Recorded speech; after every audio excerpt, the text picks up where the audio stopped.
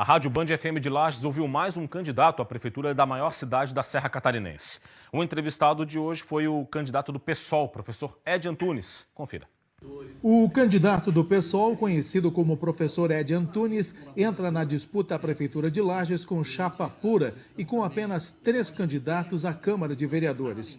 Durante a entrevista à Rádio Band, nesta terça-feira, ele teve 30 minutos para apresentar os seus principais temas do programa de governo, com ênfase à saúde e à educação, em especial aos alunos do interior.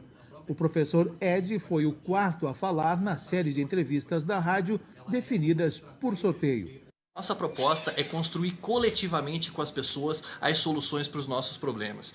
A cidade não pode acreditar mais em pessoas que se apresentam como salvadores da pátria. A gente precisa construir junto e é por isso que o slogan da nossa campanha é "O nosso trato é com o povo". A gente conta com o apoio e com a colaboração de vocês no dia 15 de novembro.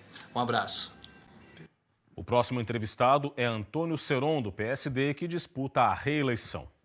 O assunto agora é a estiagem em Santa Catarina. A governadora interina Daniela Rainer reuniu-se com representantes do setor produtivo para discutir ações que minimizem os efeitos da seca em várias regiões do estado.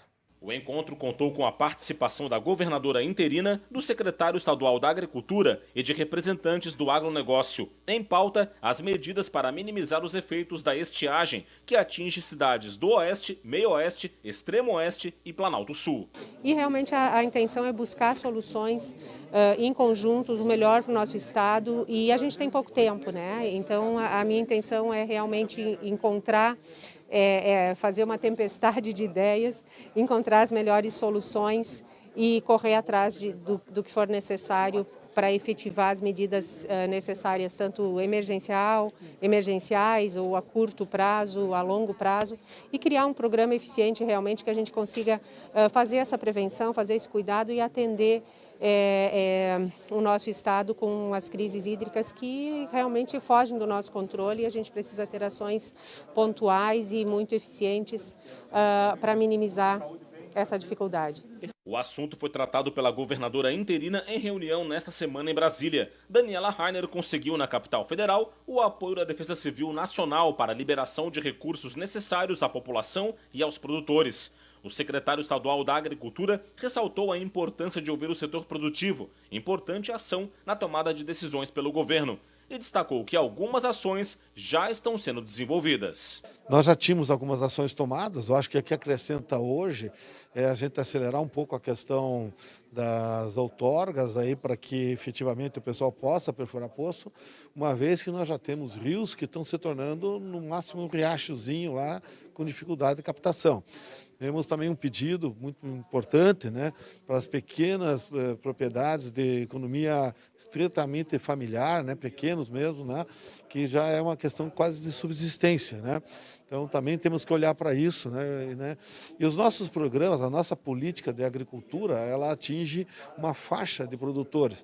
Talvez a gente vai ter que dar uma discutida e dar uma ampliada nessa faixa, principalmente nesse momento de emergência. A estiagem começou em junho de 2019 e já é considerada a mais severa desde 2005. Milho, fumo e silagem são as culturas mais atingidas até o momento, segundo a EPAGRE. A FETAESC sai daqui satisfeita com o resultado da reunião, porque nós tínhamos encaminhado vários pleitos, e sempre atendidos pela Secretaria da Agricultura, na pessoa do secretário Ricardo.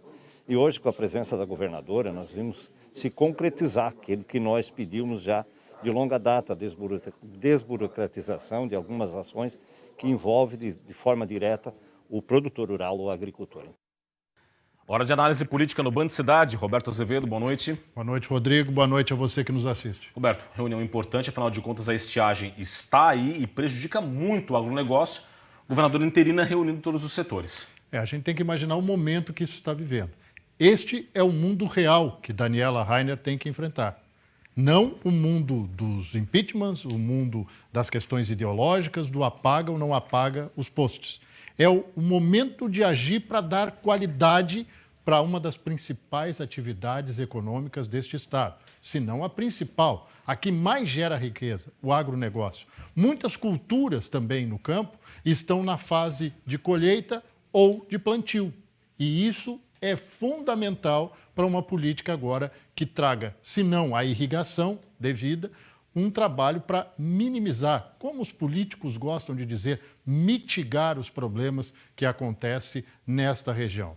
Agora, tem que se pensar numa política mais a longo prazo, porque se sabe que é sazonal.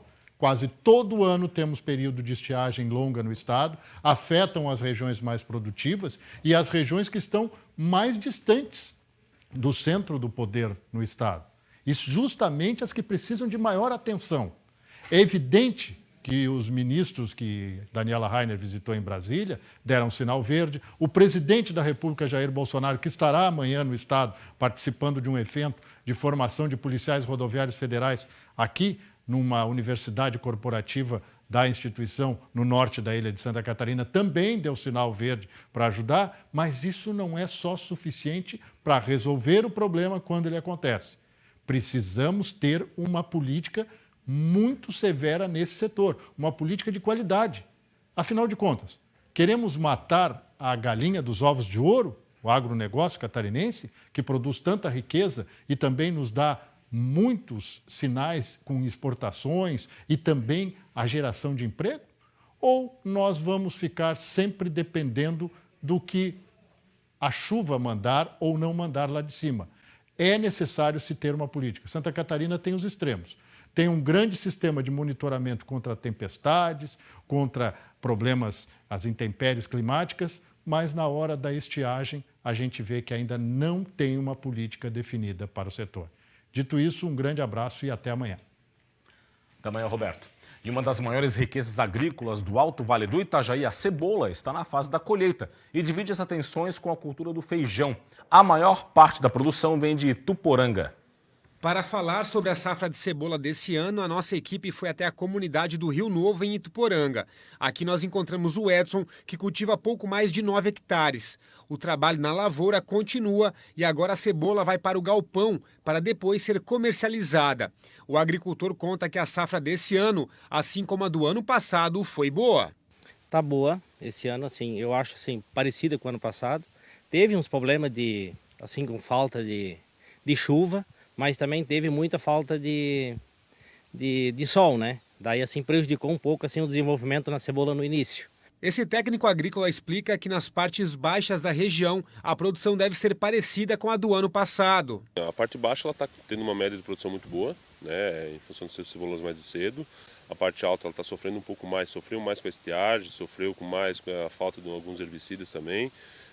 Essa variação de temperatura, então vai ter produtores colhendo bem, vai ter produtores que vão estar colhendo mais ou menos, até em função dessa quebra, e também esse clima do granizo, que acabou prejudicando muito essas lavouras, né?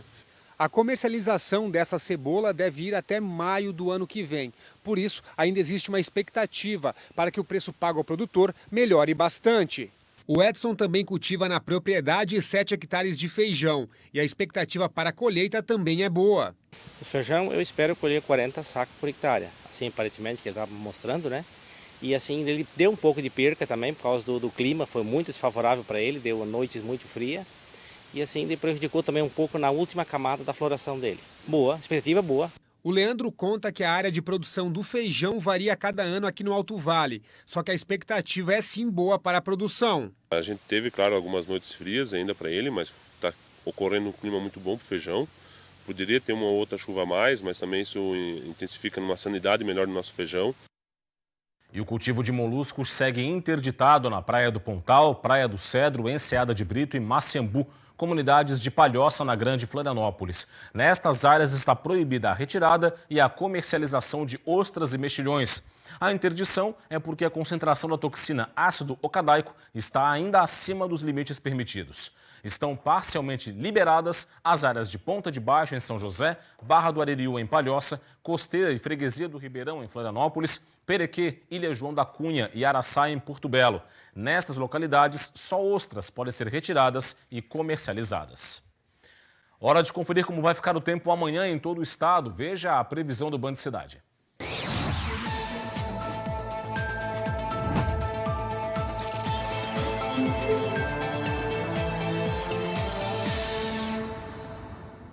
A sexta-feira vai ser de tempo seco, com sol e poucas nuvens em Santa Catarina. A umidade relativa do ar vai estar mais baixa, especialmente entre o oeste e o Planalto.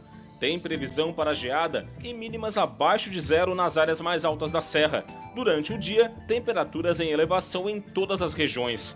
Na capital, mínima de 16 e máxima de 25 graus. Em Joinville, variação entre 17 e 27. Em Urupema, 2 graus negativos de mínima e 21 de máxima. E em Chapecó, variação entre 11 e 31 graus. O Tribunal de Contas da União, em acordo com a Agência Nacional de Transportes Terrestres e a empresa Artéries Litoral Sul, aprovou o reajuste no pedágio da BR-101 Norte. Vai ser de 45% e ocorre em função das obras do contorno viário da Grande Florianópolis. A decisão reduz o valor das novas obras em 136 milhões de reais, mas mantém o reajuste do pedágio, sem parcelamento, como desejava o senador Espiridião Amin, do PP de Santa Catarina, principal fiscal e cobrador das obras na rodovia federal. Com isso, a tarifa nas 4 praças de pedágio operadas pela concessionária entre Garuva e Paulo Lopes vão passar de R$ 2,70 para R$ 3,90, no caso dos carros de passeio. Ainda não há data para os novos valores entrarem em vigor. A seguir no Band Cidade, times catarinenses se preparam para o início do segundo turno